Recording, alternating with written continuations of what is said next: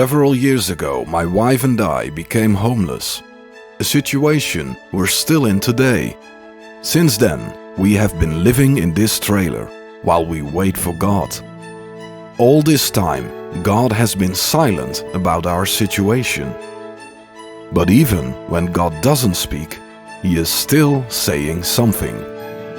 When you go through deep waters, He will be with you. When you go through rivers of difficulty, you will not drown. When you walk through the fire of oppression, you will not be burned up. The flames will not consume you.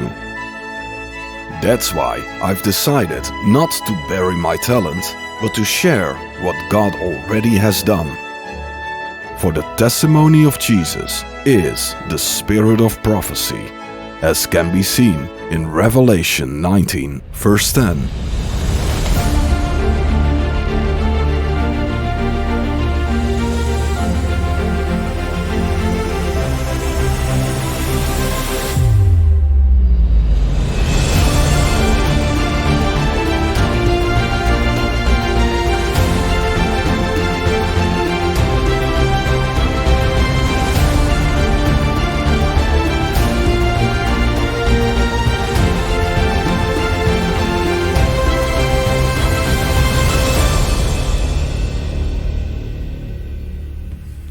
Hello and welcome to this very first episode of the Valley Devotional. In this program I am normally going to talk with people about seasons of the valley. So difficult seasons, setbacks and persecutions that we can go through as Christians. And this program is meant to encourage our brothers and sisters around the world to show everyone how different people are handling situations like valley seasons. And I have a number of people lined up that I am going to talk with in the next episodes that are going to follow, where we are going to discuss how they are dealing and have dealt with their seasons in the valley. But first, of course, you would like to know, who am I and why am I doing a program such like this? The thing is, as you have seen by the intro of this program, I am in a kind of a valley season myself. And you have noticed by the intro that my wife and I are homeless at the moment, and you probably wonder why and what is going on. And I found it only fair to start this series by using this first episode to give you some insight in the valley that we are going through at this very moment. About 2 years ago, I have made a video where I gave a testimony about our journey to Israel. We were going to the Nazareth meeting, the Nazareth revival meeting with the man of God, T.B. Joshua, and that was a really remarkable journey, and everything that happened there was remarkable as well. And everything that happened after that was also nothing short of remarkable. Because I already recorded that testimony, I wanted to use this first episode to show you what I have testified back then. That was only 2 years ago. We were already homeless then for, I think it was about 18 months. And I think that's a good start to give you some insights in the situation where we are going through, just to show you that we're not talking about valleys like, there are some people who are going through those. No, we are in it ourselves. We have been going through those valleys ourselves. And it is everything but easy. So when I'm talking with all these people in the next episodes about the seasons in the valley, I'm not just talking theory, I'm talking real life, truth, because to us it is still real. Anyway, let's go back 2 years. 2 years ago I was sitting outside this trailer and I was telling the story about how we went to Israel, but also what got us into this situation. Let's watch. I'm not really good in doing videos like this, but I'm going to give it a go anyway. Let me start by telling you good morning, and by proclaiming that Jesus Christ, Yeshua HaMashiach, the Son of the living God, He reigns, and that He is with us. There is so much that happened that I had to write a few things down in order not to forget anything. As some of you may know, my wife and I are in a kind of a pickle. To cut a long story short, at the end of 2017, a few people of the municipality of Dordrecht, that is the Netherlands, decided to persecute us. Since I couldn't find a full-time job in that season, we received an additional income from welfare in order to reach the minimum income needed to survive, also known as the social minimum. And that means basically my job provided for most of the income, but since my job wasn't able to reach the social minimum, the remaining part was being paid for by or from welfare. Unlike most American ministries, we were not able to live from it or to be on the payroll at all. It was just that small. But we're okay with that, it's in God's hands. As long as you're receiving welfare, you're required to report all of your activities and every form of income you receive, which I find normal. My wife and I did exactly that, and nothing less. At the end of 2017, our local government started to claim that we had not reported everything, that we should have asked their permission to organize church services or to take part in those. And they started to label all the expenses of the ministry as our personal expenses and all the donations as our personal income. None of their claims was ever supported by evidence, and from our side we did offer the evidence that this was simply not true. However, in court their claim was believed each and every time, while our evidence was simply ignored. The judges just claimed they couldn't establish if our evidence was authentic without investigating it and without appointing anyone to check it. They simply chose to ignore it. And as a result, I lost my job and they redrew the welfare that we had, leaving us with no income at all. Because of this, we were evicted from our home and no longer have the right to work or to receive any other form of income in the Netherlands, our own country. Welcome to the true face of socialism. Since then, my wife and I survived on a campground in the Netherlands without having any place to go. It's because of the grace of God and because some friends provided us with the groceries we needed that we survived. Now it's 2019 and we're still at the campground while waiting for a ruling by the High Court. A few weeks ago we were praying about all of this and asking God for a solution, as we have done for 18 months now. After our prayer, my wife received an email with an invitation for a revival meeting with TB Joshua in Nazareth, Israel. We followed and tested this ministry for over 10 years now, and we have found this man to be a true man of God. We needed a touch from God, and we needed a word from above after so much time of silence. After receiving this email, we wondered if this was God's answer for us, so we decided to register for the free event and to see where God would lead it and if He would open the door for us. From a human perspective, it was impossible to go. At the moment I had 250 euros, of which we had to survive for at least a month. But we received an email back telling us that our registration had been approved. Now it was up to us to take another step, which was a bit scary, I have to be honest. Making a journey from the Netherlands to Israel, staying there and having some food would cost a lot more than 250 euros. I know by experience because we lived in Israel for over 2 months. My estimate was that we would need at least 1,500 euros to make that happen.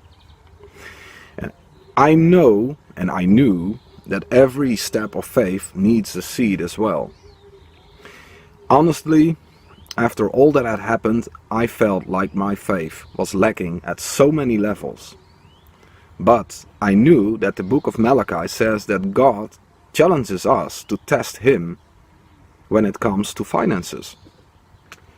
Malachi 3 verse 10 says, "Bring all the tithe into the storehouse, that there may be food in my house, and try me now in this, says the Lord of hosts, if I will not open for you the windows of heaven and pour out for you such blessings, that there will not be room enough to receive it." Faith does not only look to the here and now, it also looks ahead, believing God's promises and faithfulness. Therefore, I decided to act as if I had already received the amount we needed to make the journey to Israel. I told nobody about this, but I planted our seed by giving 10% of the amount we needed for the journey, which was 150 euros. I'm not telling you this to show you how good I am, for I'm not. But I'm telling this as a testimony of God's faithfulness. Giving that amount left us with 100 euros to survive from, which was not enough for the rest of the month. If God would do nothing, we would have had a serious problem there. But sometimes you have to take a leap of faith. I told the Lord that if He wanted us to go, if this was really Him, that I would start acting upon it.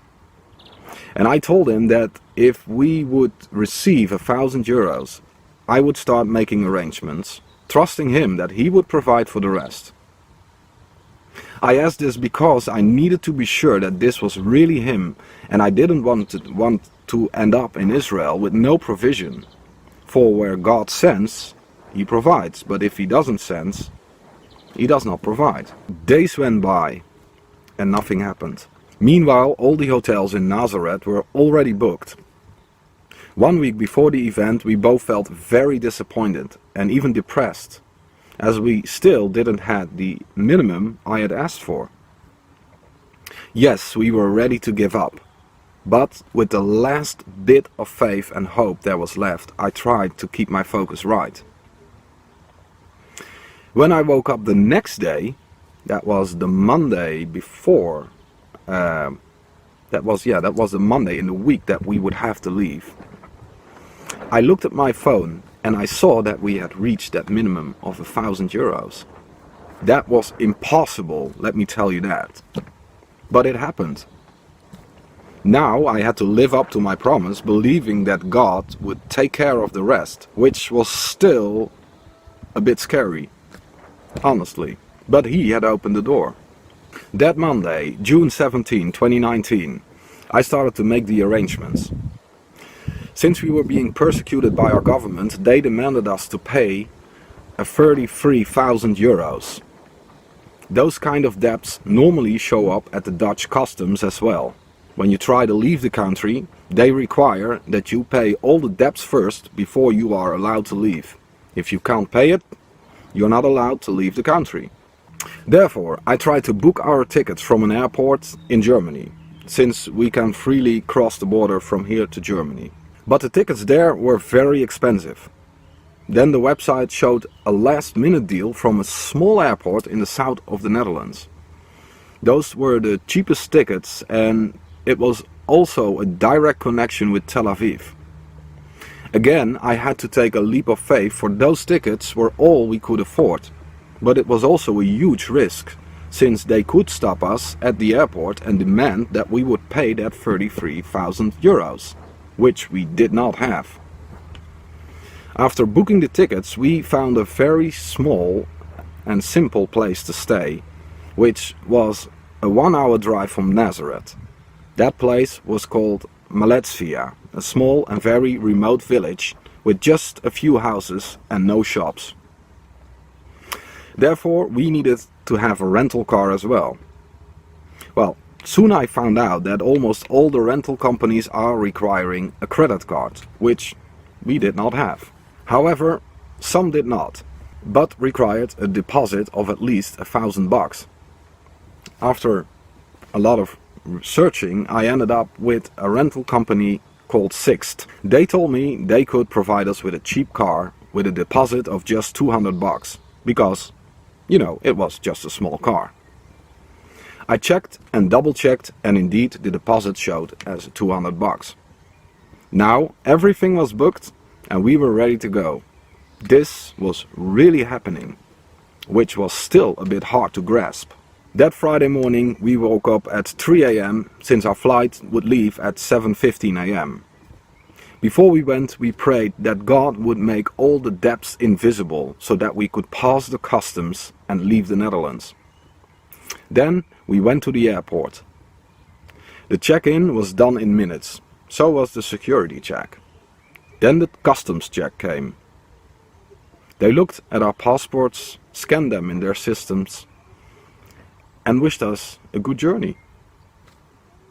We passed everything and suddenly we were at the gate, ready to leave. We were so relieved, but also amazed by what had just happened.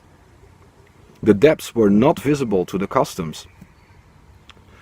From there everything went as scheduled and we took off on our way to Tel Aviv, where we arrived 4.5 hours later.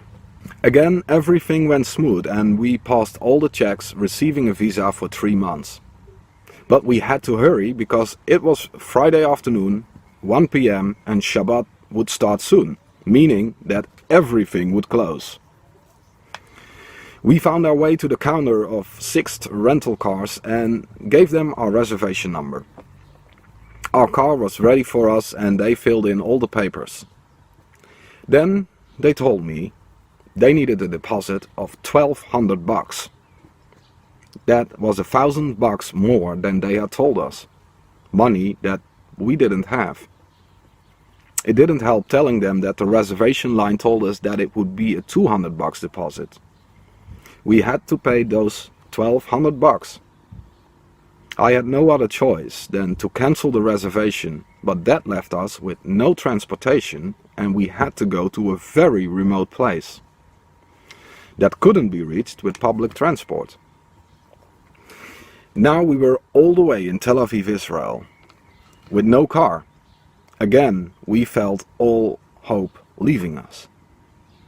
It took me some time to get up again and to stop feeling sorry for ourselves. Then I told Esther that we would take the train to the nearest town, which was Carmel. From there we would see how we would get in Maletzia. We walked towards the train station at the airport, but then we saw that the gates were closed. The lady that was standing there told us that it was closed because Shabbat was about to start. She also told us that we could take the train from another station in Tel Aviv, but we would have to take the shuttle bus to go to that place. We hurried towards the shuttle bus and eventually found it. And that bus took us to another station in Tel Aviv from where we could leave indeed. The timing turned out to be exact because it was the last train before Shabbat would start. Although we felt extremely disappointed and discouraged, we were thankful that we were now on our way to the north of Israel, where we arrived a few hours later. Walking out of Carmel train station, we noticed that we were in the middle of nowhere. There was no other option than to take a taxi. By then it was already 7 PM and we didn't have anything to eat yet, so I decided to ask the driver to take us to a cheap restaurant that was still open. And that restaurant turned out to be a restaurant in an Arab part. When the taxi driver had dropped us off at a place in an Arab part of the town, we started to realize that when he left there were no taxis driving around there. So, although we did have something to eat, thankfully, afterwards we didn't have a taxi to go to the place where we needed to be, Maletzia. So with all of our bags and our suitcase, we started to walk towards that Arab town and basically hoping and praying that we would find a taxi that could bring us to Maletsvia, where we needed to be, as it already started to become dark. So after walking for a while, we saw a shop that was still open, and we decided to walk in and to ask if they knew where we could find a taxi. And you know, believe it or not, but the owner of the shop, the lady, told us, you know, my husband is a taxi driver and he can take you to Maletsvia if you want. And then those ladies behind the counter started to discuss, you know, and she was starting to call her husband to tell about us and that we needed a ride. And while that was happening, one of the ladies started to help us out to give us a really good price for the ride, because he was asking 150 shekels to bring us there. And one of the younger ladies started to negotiate on our behalf and made that 100 shekels. Well, that was a really reasonable amount, by the way. So, about 10 minutes later, this husband of that lady, he showed up, and he brought us to Maletsvia, that really small place, remote small place, I have to say. And when we arrived there, I had really no idea where we should go. I did remember the explanation of how we could reach the site, but everything looked very much alike. So at some point I told the taxi driver, you know, just drop us off, this is the town where we need to be, we'll figure it out. So as the taxi left, Esther told me, you know, do you know where we have to go, because I'm really tired, and you know, I really had it after such a long day of traveling. You have to remember that we woke up at 3 a.m. in the morning, and now it was already 8 p.m. So, as we were walking through that village, still having no clue where to go, a car came up, and I just waved at the car, asking him to stop and ask for directions. As I started to explain to this man where we needed to be, this man said, "Oh, I know that place. Just hump in and I'll bring you."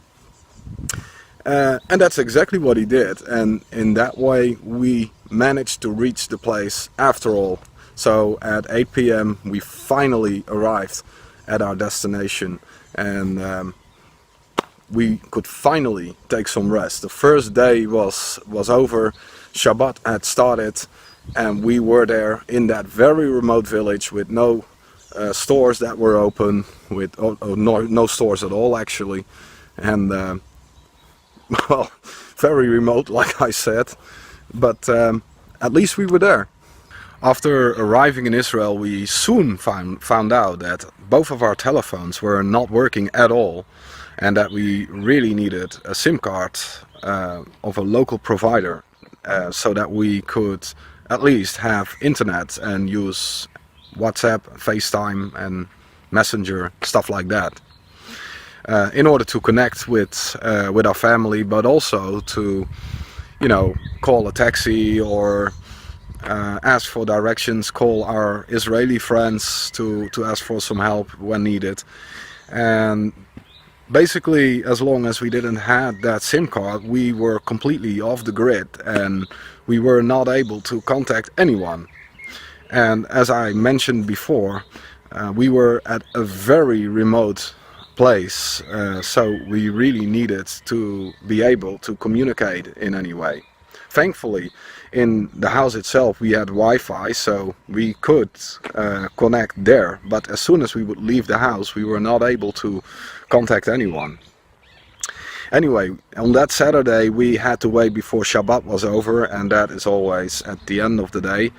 And in the evening a lot of shops are opening up again for a few hours, so we decided to call a taxi again and to go to the city, to the nearest city, which was Carmel, the same city where we arrived by train the day before. That day we weren't able to get a SIM card, but we were able to get some food, and at the same time we really needed to make arrangements to get some transport to the Nazareth meeting, to the revival meeting with TB Joshua in Nazareth,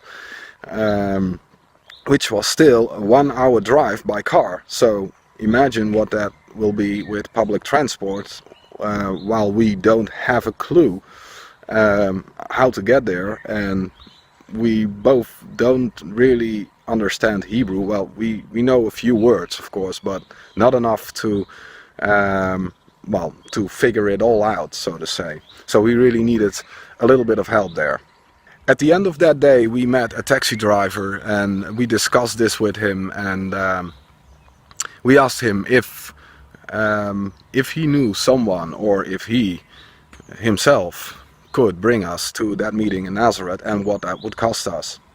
And it happened to be that he gave us an actual a very fair amount to do that. So since we really didn't want to end up in the middle of nowhere again, and we really wanted to get there, we decided to just go with it and ask him to make the arrangements and to pick us up the next day and to bring us to the Nazareth meeting with TB Joshua.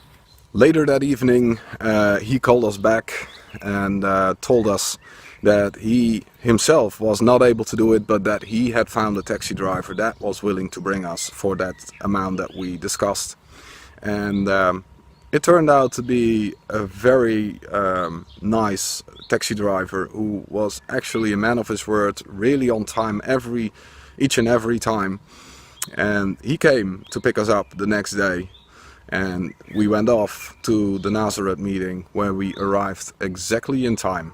Well, before I go any further, I have to say, of course, we only had the $1,000 the €1,000 I have to say, that I mentioned earlier, and the amount that we needed was about 1,500, because otherwise you just won't make it, and you don't have enough money to take the train or any transport to get out of Israel again, or to have enough food to survive from. But I have to say this, from the moment I started moving in faith, trusting God, each and every time small amounts of money started to come in, until it added up all the way to the 1,500, and even a little bit beyond that I had sown the seed for, which once again I told nobody about that seed. I told nobody about the amount that we needed. That was just between me and the Lord. I just told him I would need 1,500 euros, and I've sown the seed for that. 10% of 1,500 euros, 150 euros. I've sown that seed while trusting him to do the impossible for us. And it happened. He actually gave us the full amount and a little bit more than that.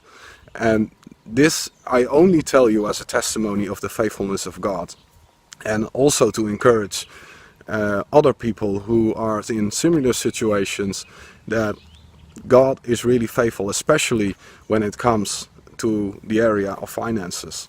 And this was the reason why we could afford to pay for a taxi, because otherwise it wouldn't have been possible in any way, because you just go to Israel with basically no income, and you're completely dependent on God and completely dependent upon his provision.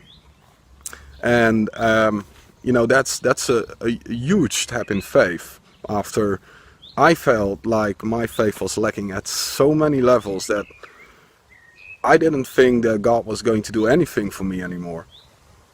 But he did. And I still find it amazing, really. On the first day of the revival meeting with TB Joshua in Nazareth, the event would start at 5 p.m. But we decided to go early, because when so much people are showing up, you want to be on time so that you have a good seat and so that you will be able to see everything that is happening right there. As I mentioned before, our taxi driver was very on time each and every time, so he brought us to exactly to the place where we needed to be. And when we arrived there very early in the afternoon, it turned out that hundreds of people had the same ID. So it was good that we that we decided to go early, so to say. As we walked on the premises together with a lot of other people, hundreds of people at the same time, I have to say, there were people of the team who pulled us aside, and I didn't really know what they wanted in the first place, but they gave us a wristband, and I thought that this wristband was just, you know, for the general access to the site. But as we started to move forward through the gates, we received another wristband as well, and I didn't know what that was for either. But at some point people started to, the stewards started to point us all the way to the front, and it turned out that the first wristband that we received was for the prayer line, so that the man of God would pray for us later that day. And that was something that to me was also miraculous, because what they had told was that when you wanted to be in the prayer line, you should have met with the team in the 3 days before. But since our trip was such a mess in the first place, we didn't had any time to meet up with any of the team members. So the fact that we were being placed in the prayer line was a miracle in itself. So we were led all the way to the front, and we were basically in front of the stage. And that's how our afternoon started, in the burning sun, I have to say, because it was a 36 degrees Celsius and there was absolutely no shadow to be found. But we were there, and we were sure that God was going to do something. Otherwise he wouldn't have led us all the way to Israel, and otherwise he wouldn't have opened all those doors. So there we were, and we waited for hours for the event to start in the burning sun, like I said, and it was really at some point that we really needed some shadow, because as you can see, I'm still a little bit red, but we were turning really red. So we found a small strip of shadow somewhere near our seats, and while we were sitting there, one of the team members came to us and handed us a free cool bottle of water, which was a really nice thing to do, actually, especially at that time. You know, you don't value water that much, but when you're in a situation like that, a bottle of cool water, that's really welcome at such a time, I can tell you that. When the service finally started at 5 p.m, the service was just amazing. And as you can see from the videos and from the pictures that we're showing, the scenery was really amazing. The background of the stage, you saw the city of Nazareth, and yeah, it's just really something to be able to stand at that place while worshiping God and while listening to the word that the man of God was sharing. He shared about love, and about how love in these days is watered down so much. A really great message, and something also we really needed to hear, because, you know, he also encouraged us to really love your enemies as well, as the word of God says. And yeah, that's sometimes easier said than done, but you know, it really needs to be an interceding love. And well, that's let's say it's easy to say, sometimes a little bit difficult to do, but not impossible. Let's keep it at that. And it's definitely something I am going to work on, especially for those who are persecuting us in such an unfair manner at this moment. But my prayer is that their lives may be saved as well, and that they may be saved from the hands of the enemy, and that their lives may receive the Lord Jesus Christ, because they really need it. They really need it. So do I, but you know, they really need it.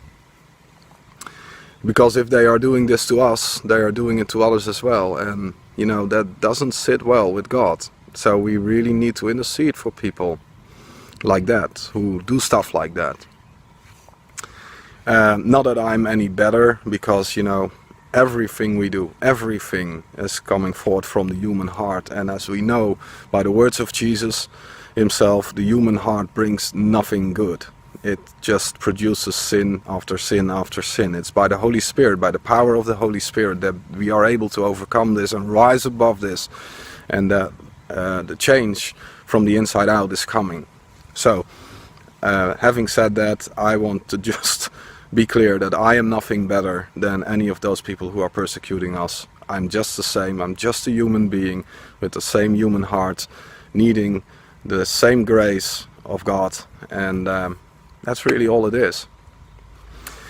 At the end of the service, we were invited to come forward. The men of God prayed for us and laid hand upon us, as you can see in this video, a little bit, because the camera is turning away, because other stuff is happening at the same time.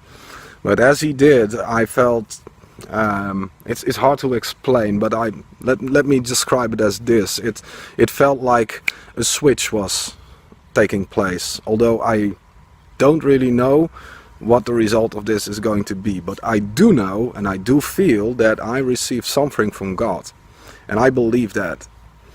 Even though it didn't feel at the moment like everything had changed, I knew I had received something, and I want to hold on to that. And even though I don't know what it is that God has given us, I am thanking Him for what He has given us.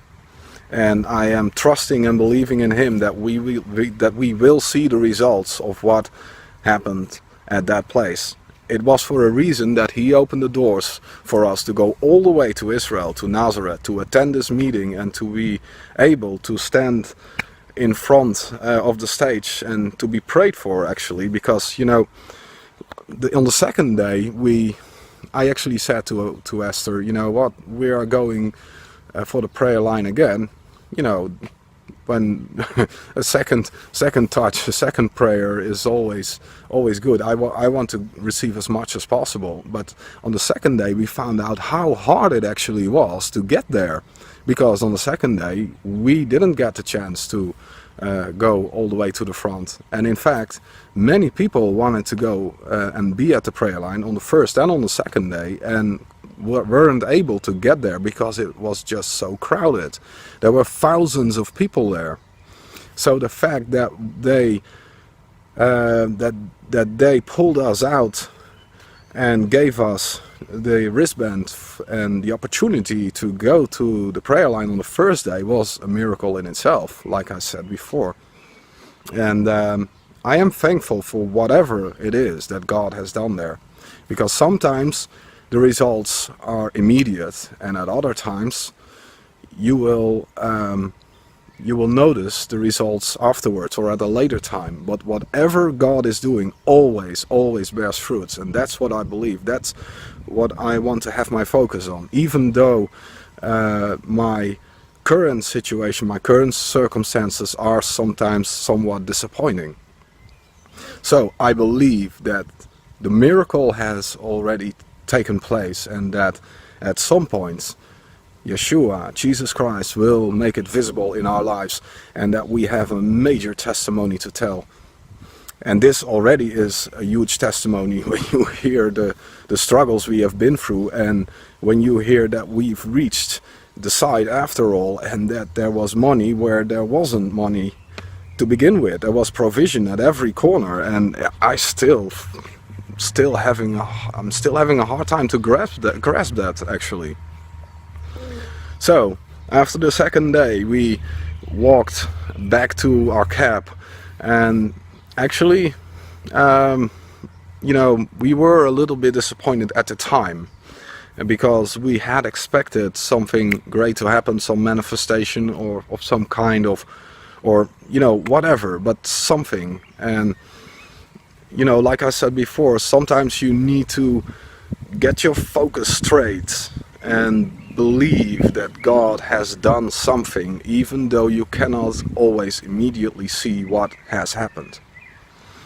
So the next day we went back, and again we went very early, but this time, like I said, we couldn't make it into the prayer line, but we were there for the mass prayer where lots of stuff was happening. And during the mass prayer I also experienced something was going on in my life. And again, I cannot tell what it was, but I felt the power of God moving, and that's all that matters. It's really all that matters. I believe that God has set something in motion in our lives, something that we will see the results from very soon, maybe later, but we will see the results. Because when God does something, it always shows at some point, always. And that's where I have my focus right now, and I'm not going to give that up, so to say. After attending those services, we went back to Malaysia. We stayed there one more day, and last Wednesday we took the plane back to the Netherlands, where we arrived safely. And right now we are back at the campground where it all started. But I have to say, for some reason I do feel a lot more encouraged and built up from the inside than I was before I left.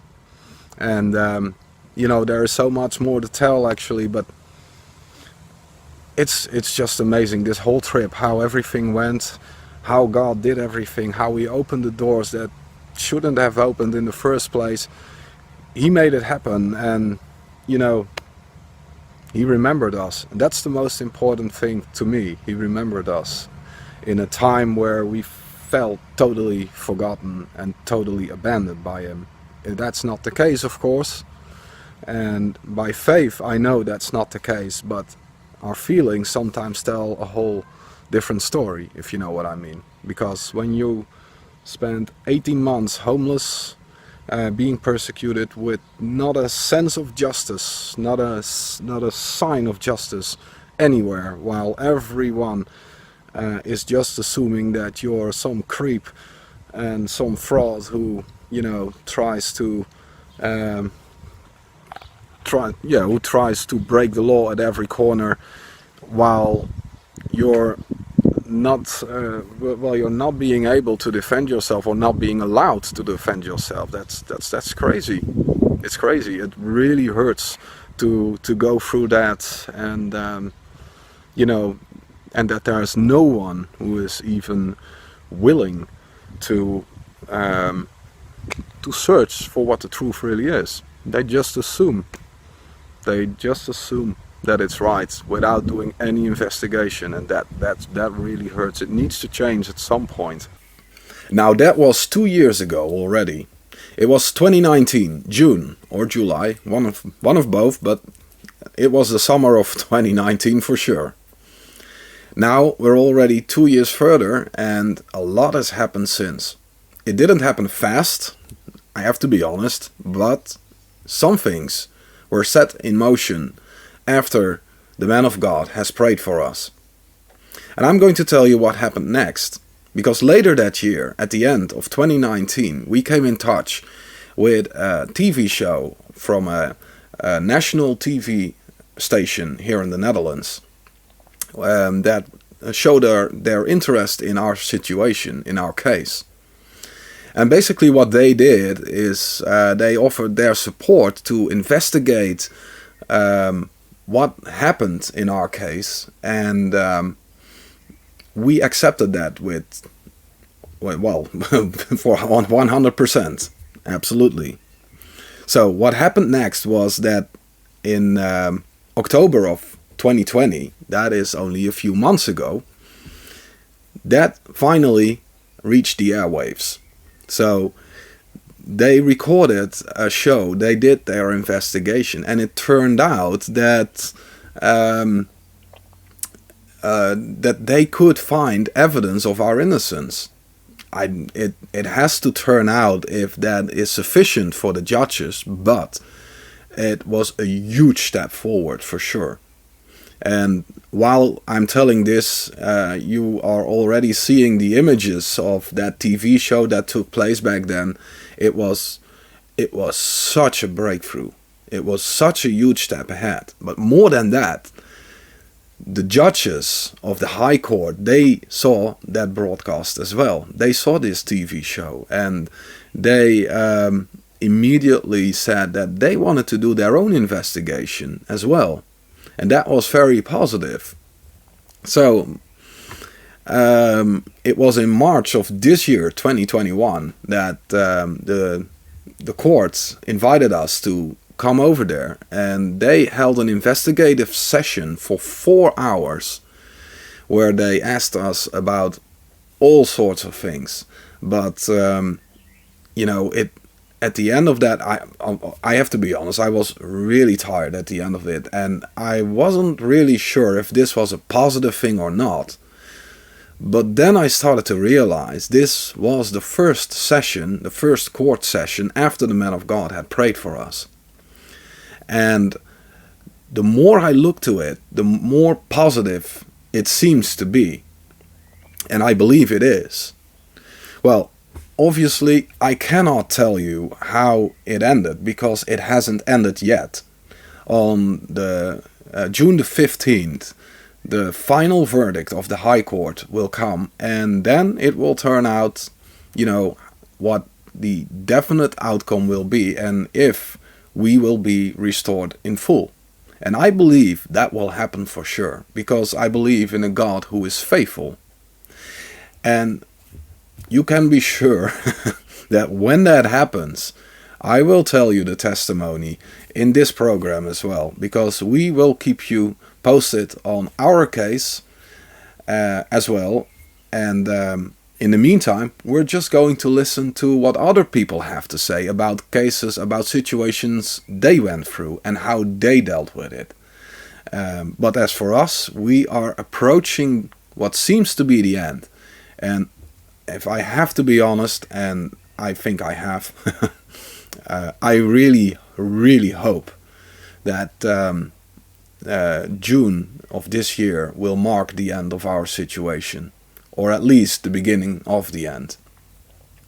Well, that's where we have been going through for the past almost 4 years, and now you know a little bit about the position I'm in when I'm talking with other people about their seasons, their valley seasons, or about their testimonies. It is, once again, it's not just theory, it is real life to us. And I want to deal with this season in a good way. And I haven't always been dealing with it in a good way.